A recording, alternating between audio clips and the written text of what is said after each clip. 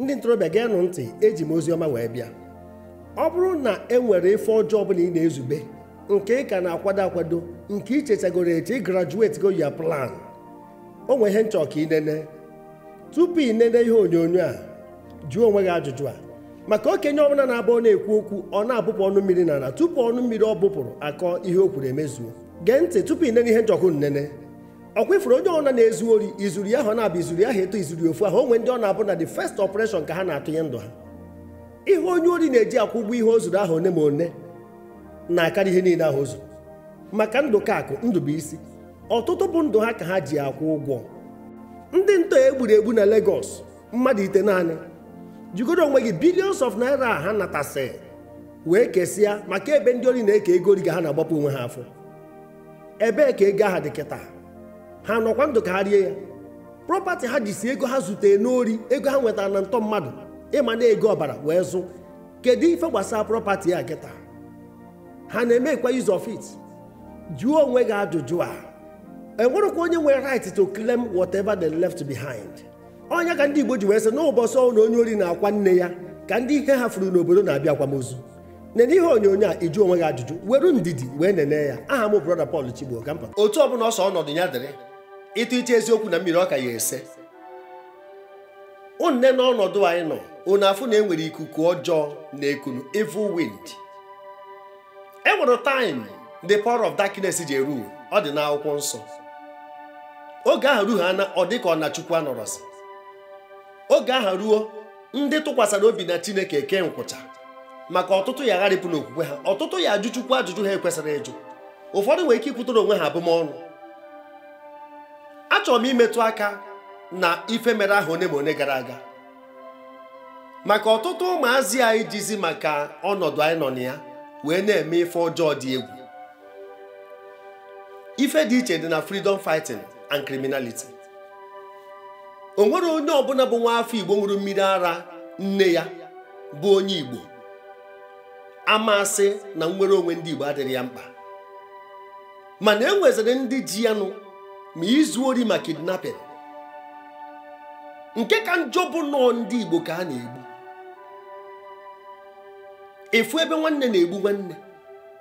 Ụfọdụ kpọrọ ọgaranya anaghị ego ma gbuo ya. Igbuchasịa ndị ọgaranya ji ego ke ndị ya anata ego echi. Anyị ama eji na a na-egbu mmadụ ghara ekwu n'eziokwu. Onye gbukata ike agwụ ya, mbọsọ ọbara ya abaghị anya, ijiri aka ya kwụọ ụdọ. Eso m wee mee ife dị na martial arts. Ana m agwa unu ya, ekwuona m ugboro one ma one. Mụọ ka esi egbu mmadụ. Ife sere mụ na ha na ndụ na mama kwafu ọbara, maka ama m na ọbara nwee voice. Mbọsị Chukwu ya echeta gị. You can run but you cannot hide. Ife ọsọ si gwọọ n'ọgwụ, o nwere onye ndụ ya dị n'uko. Anyị afụ na ndị nyajuru ọgwụ n'ahụ ha niile ama gbagbuo ha. Fụ ndị na-agwọrụ ndị ori ọgwụ ama egbuo ha. Ọnwa mgbe nta. Maka ife a na-eme kịta na-eme odomanya nọ evil crusade. Na-eke ana Igbo dị. Nsị na mma emetụ aka n'akụkọ dị aṅa ka ụmụazị dị ahọ 20 na ụma. 20 years, 23, 25, 28, even 30 years. Ka m kọtụ obere akụkọ a ka unu wee na-echeta. Maka ọtụtụ nye m unu nwee ike kuru unu n'aka, ụfọdụ amụbere unu. Ife ndị ekwu maka ndị na-eme kidnapping na ọtụtụ ife ọjọọ dị iche iche. Ọ dị iche na mba anyị na-agba maka nnwere onwe. Unu anọkwana under the shadow of na a na-agba mbọ nnwere onwe. A na-ebesi isi ndị mmadụ na-ele pas ha n'ime ọfịa. Anọ ya agbagharụkwa ndị na-arụ ana Igbo azụdoro ụkwụ. Onye ozi ọma ka mbụ mma agwa unu nke ya atụ na-agbụ. Anọ m ka dọkịta na-agwọ ọrịa. O nwere ndị ada akpọ m, ụfọdụ ndị ori na-akpọ m, ụfọdụ ndị na-eme ife ọjọọ dị iche iche na-akpọ m. Ụfọdụ a na-ekpesara m na ha chọkwa n'isi n'efe apụta. Na-enye some of them counseling, ụfọdụ hidden numbers. Mkpa dibịa bụ onye arụ adịrọ ka ọ na-akpa. Ana m ekwu okwu a ka m zọpụta mkpụrụ obi gị. Ọ bụrụ na ị na-etinye aka n'ịkwafu ọbara, ịtọ mmadụ na ọtụtụ ife ọjọọ dị iche iche, gee ntị. E nwere oge ọnọdụ a dị, mana ọ na-abụ ọ dị nwa obere oge nya bụ ikuku kuwe okpochakọ ndị ntorobịa tiri aka na ụdịfe akpochapụ ha. ana m echeta mgbe e mere Boys Oye na 1970s. jee jụọ ese ife butere Boys Oye. Oge ahụ crime, ife ọjọọ bịa kpara obodo, ndị ọjọọ na-aga n'ife, ndị aka ha dị ọcha na-ezo ezo, ndị ọjọọ na-aga n'etiti ụzọ, ndị aka ha dị ọcha a na-ezo n'ime ọfịa. Anọkata ewere Boys Oye wee bịa, ewee jide generation a na-arụ ana niile a nsapụ. Nke ahụ gacha, onye eru na 1990 o bidokwa ọzọ. Ịpụta Anambra, ịpụta Imo, ịpụta Abịa. Ebe uche m ka wee dị nke mere na Anambra, Nnewi, Ọnịcha, maka commercial center, money oriented environment. Anọkata kidnapping, ndị kọndọktọ na-ejicha egbe na-ele odu moto, so many ndị dibịa na-agwụrụ ndị ori ọgwụ. Ịfụgasị ụmụazị na-eme ife ego mana onwere ife ha na-arụ. Anọkata ọgbajuo dọrọ ọtụtụ ndị ọgaranya. Ife Nnagwu na-eme na 90s, ọtụtụ ndị ọgaranya ada alahụzi n'ụlọ, na họteelụ ka a na-alahụ. Jụọ ese, o wee ike kuru gị n'aka. Ife ji aka akụkọ abụ ka ife riri nri ghara alacha n'ofe. Ọ na-ewute m n'obi maka nwaanyị ọ n'ime na-eme ada n'ofu ebe. Ife a wee mee oru ha ahụ one ma one. Ife a na-afịọ ewee nwee return of democracy na 1999. Mana aka m na-echeta na 98 o nwee ori ezu na Bank Road na Nnewi, enwe nke ezukwa na Nkwo Ogbe n'ihi ala. Ada ekwuzi nke Ọnịcha, ọkwa ma bank robbery. Ori kwuru ori, ezupụkwa obere oge ezukwa ọzọ. Ewee bịa nke Abịa na All State, mgbe enwe bank a na-akpọ All State 1998. Ife a na-agbazi luxurious bus na-ebu ego abata. Ife a wee megbuo afịa dị na Nnewi na Ọnịcha affect. Maka enwere ori a na-ezukarị n'Ọba Junction oge ahụ. Arụ ọbụkata ndị mmadụ, o mee moto pass Nnewi affect, mee mgbuke Obosi affect. Ọnya ka Ladipo ji wee nwee agba o nwere taa, nya ka Aspanda ji wee nwee agba o nwere taa. Mgbe mbụ na Nnewi a na-esi Lagos abịa afịa na Nnewi ma machine pass. Before nke machine pass, ọkụ ofu ori a ka ụmụazị zugbelu were machine na-ezu ori na-arụ ana, ewee bido machi machine. O na-egbu anyị Igbo mụọra mmụọ. Ife nwanụ ndị Igbo ji aba, anyị jiri aka anyị na-agba onwe anyị egbe n'okwu, na-egbu onwe anyị ọgụ n'ire. A sị Chineke ekwe n'ife ọjọọ megharịa ahụ. Maka ọ na-aba arụ a na-eme, ụfọdụ ụmụazị a weda na ọgwụ ha na-agwa aja ama na ha na-anwụ anwụ. There is no gain in crime. It doesn't pay. Ife ọjọọ ada amịta ezigbo mkpụrụ, kama ọ na-akọ ọtụ ndị mmadụ n'ike. Oge a ka Mbadinuju bata. Gọvanọ Chinwoke Mbadinuju, the first civilian governor Anambra State, mgbe e nwere return of democracy, o wee bata. Maka nke na-eme na Abia steeti oge abụ na Aba ka ọ na-eme arịa. Ife a na-ezugbo kpata. Ndị shoe line Aba wee jee ije wee fọm ife a na-akpọ Bakassi. Ana m akọ akụkọ a ka ụmụazị wee cheta. Maka history na-agwa ndị mmadụ how far they have gone and where they are going. Maka ọtụtụ ndị ntorobịa na-ene anya ya akụkọ isi n'okwute. Maka o bere nye celebrate maka ife ọjọọ na-eme, o wee tọọ atọ. Ada akụrụ ife ọjọọ aka, ejiri ya maatụ, ejiri ya anya isi. Bakassi boys wee bịa, wee jide ndị niile na-ezu ori, ndị kidnapper. Maka ife ndị ọjọọ ama akpara obodo forever, ọ dị eme. Ife ọjọọ nwere expiry date, ọnwa mgbe nta. Ya bụ ikuku ọjọọ ka dị ka ayebi ka ọ na-ayebi, nwa obere oge nsapụ. O nwere onye ya egbuchanwu ndị nọ n'ụwa, ma ọ bụrụ ego ife na-atụ bọmbụ n'obodo ndị ugwu. Irugwe ebe a mmadụ abụrụ aja, ọsọ Chineke pụrụ imebi ụwa, mmadụ ama mmenwu ya. Igbugide ọbara baghị anya ofu ụbọchị na egbu onwe. Akwụkwọ nsọ kwuru ya na the evil shall slay the wicked. Ịmana mgbe a na-eke ego ori ka ndị ori ji agbapụ onwe ha afọ, oge na-abịa. Onye ka anọkọtara Bakassi wee bata Anambra steeti, akpọbata ha. Otu a ka mmasị ya Chared. Onye agafee n'akụkụ ya mma Chared eduna ya mmụọ. Ewee si na Aba wee gburu. Abata Ọnịcha, abata Nnewi, every junction a na-akpọ mmadụ ọkụ, a na-egbu mmadụ ka ọkụkọ. Abanye na mgbuke obosi ma ndị nke ghọrọ adaka ọ bụrụ ebe ndụ ha dị, ma ndị nke na-eti aka n'ahụ aja disapia. Otu a ka esi gbuo ma ndị ajọ dibịa na-agwọrọ ndị ohi ọgwụ, ma ọtụtụ ụmụ nwaanyị na-edewere ndị ohi egbe na friza. Otu a ka ife ọjọọ si wee nwee netwọk, esikwa na ọ dị ka ebe a ghara net na mmiri wee hụchakọrọ azụ, esiwo na wee zara ha ncha. Amacha m ọtụtụ ụmụ nwaanyị egburu oge a na-ete ma krim maka ndị ori na-abịa na-enye ha kọmishọn.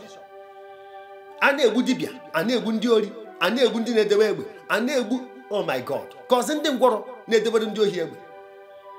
Ha na ọ dị ife ha na-eti taya na-akpụ akpụ, ihe ama na egbe dị ya. Oge a ka emechaa nweta onye baba nwere 9.something million, amara nọ informant ndị ntọ. Mechaa nweta vulcanizer ji 3 months wee rụọ 6 rooms and parlor. Ọ da period ka egburu ha ncha ka m ghara akpọwa n'afọ obodo. Mana ndị ntorobịa gwụrụ agwụ. Ọ bụrụ na ụmụazị a kwụbara aka ọtọ were ndidi maka ọghọm afịa dụ ha na ndidi, patience pays. Ife ọjọọ ada akwụ ụgwọ ife ọma. Ife ebe a na-egbu ndị a kefe ha aka n'azụ wee were mma ofu mgbu ka a na-egbu n'azụ onu, ọ dịka otu esi eme achọ igbu efi atọ ọnụ onu ya okwe ekwe, otu a ka esi eme oge a. Abịa gburu a na-agbupụ isi awụọ fuel about some steps wee mụ ihe ọkụ, akpụọ mma na ana ụna ụfọdụ na-alachakwu ọbara. Mbụ ndị na-arụ ọrụ a enwe ndị lụ Bakassi agburu ụmụnne ha. Onye banyere ọrụ Bakassi ọ bụrụ na nwanne ya na-ezu ori. Ife mere oge ahụ bụ massacre without mercy.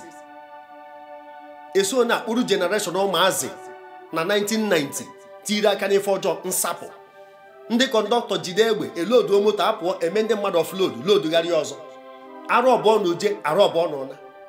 Ife a wee mee anyị Igbo affect ma ebe a na-azụ afịa. Nke ahụ wee gafee, ọ dị ka ekutere ume.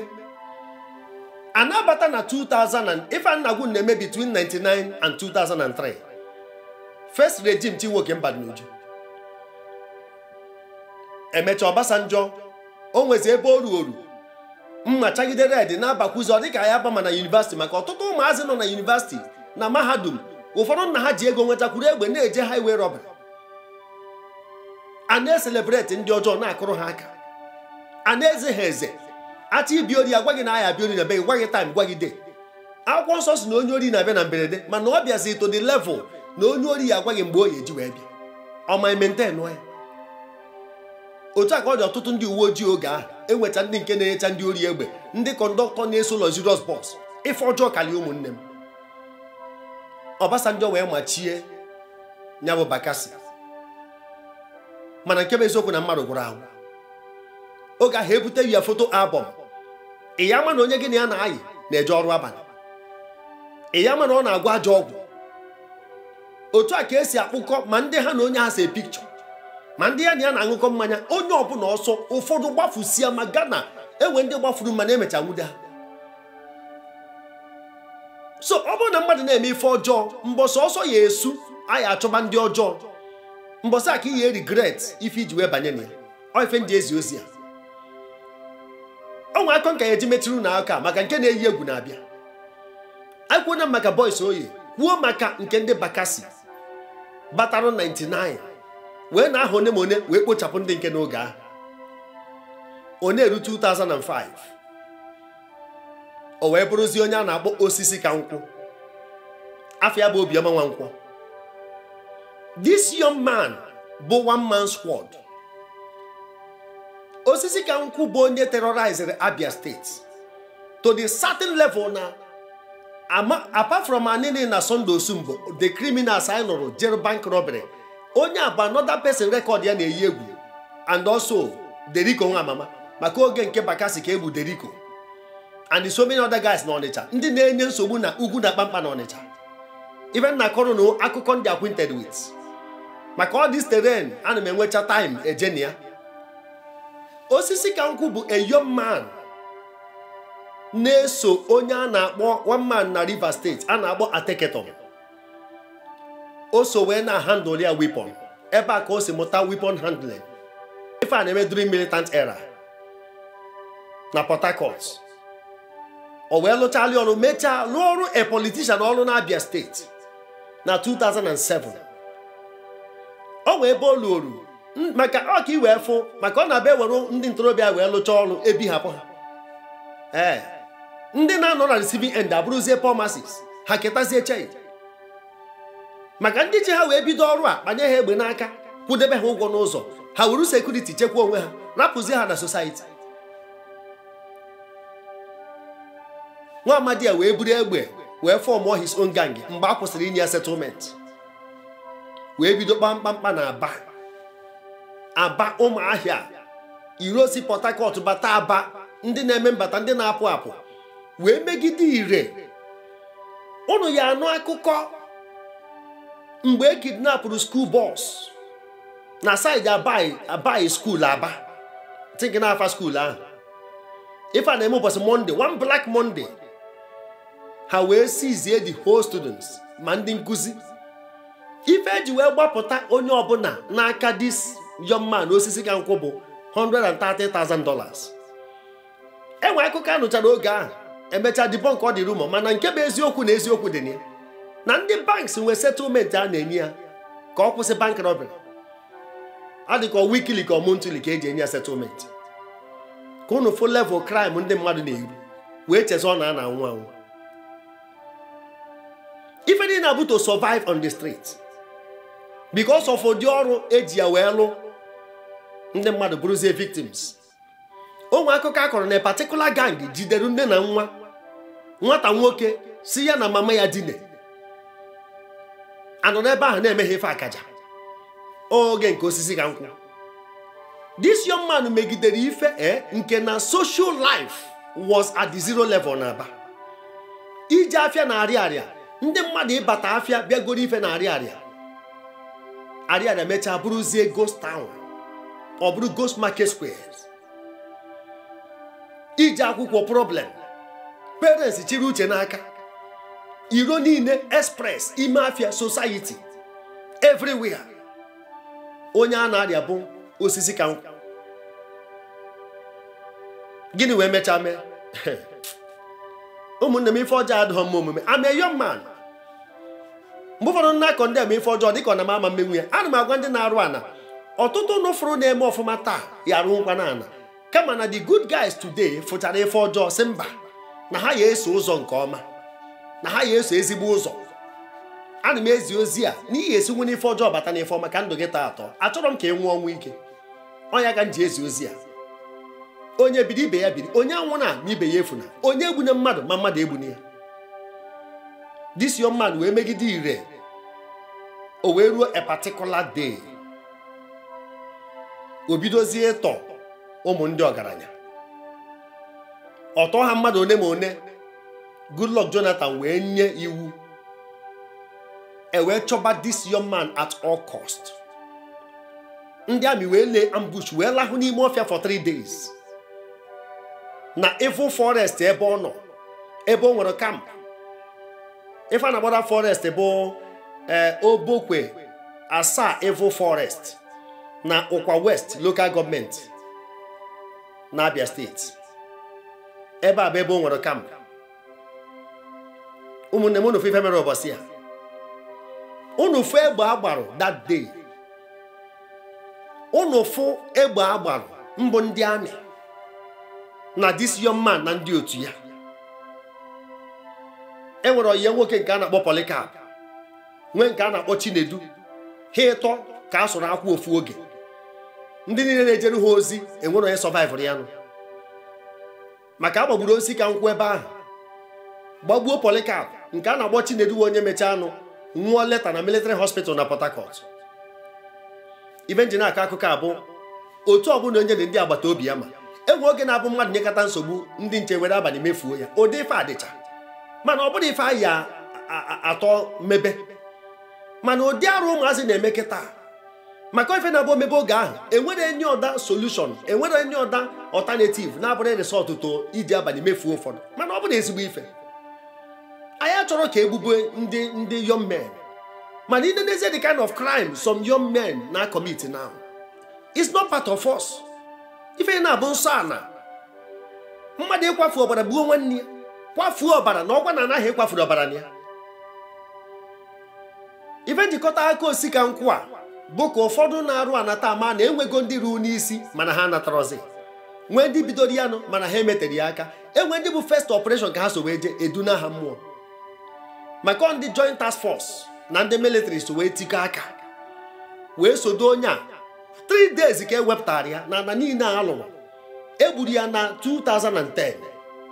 Yes, if I'm not mistaken, na 2010 ka egburu ya. Na Disemba emechara onwe ụmụ agbọghọ 6 akpọpụtara na nga maka osika nkwụ nwekwuru nga n'ime Evil Forest ya. Nwa ya nwaanyị na-esi nri a na-ebunye ndị kidnap emeli arrest. Onye nwakpọ ndị amị wee jee ebe ụmụ agbọghọbịa nọ, mmadụ 6 ndị ọ na-eji were eneru onwe ya anya. Ife ọjọọ ada atọkwa na atọ, ekwuo m ya ọzọ. Everything bụ evil nwere expiry date. Ọnwa mgbe nta, the power of darkness rule within a shortest period. Ọ na-eme ka ọkụ gas. Tupu ị mara ife na-emenụ, ife achawa. Ife ọjọọ ama adịgide, ọ na-aka gị na ya sere aka. Wepụ aka enwe n'ofe tupu ọ gha aka mmadụ. Akụkọ a nkọrọ bụ ka isi na-ewe mụta ife. Ọ bụ na ị na-akwafu ọbara n'ụdị na ụdị ọbụla, sọọsọ maka na enwe ka ọnọdụ si wee dị n'ala Igbo, ị hijack ya ọ bụrụ opportunity. Ndị mmadụ ama agbakọ ọsọ forever. Ncheta aka ịtọ nkọrọ ebe a, akọrọ maka boys oye, akọrọ maka Bakassi boys, akọrọ maka osisi ka nkwụ. Onye ma ife na-esi n'ife mere ndị ọzọ amụta ife. Onwe ndị mere eme emezi n'ọzọ. Ka Chukwu bi n'eluigwe merụ gị ebere, ka na ịkwụna ya ghara emegide n'anya. The best of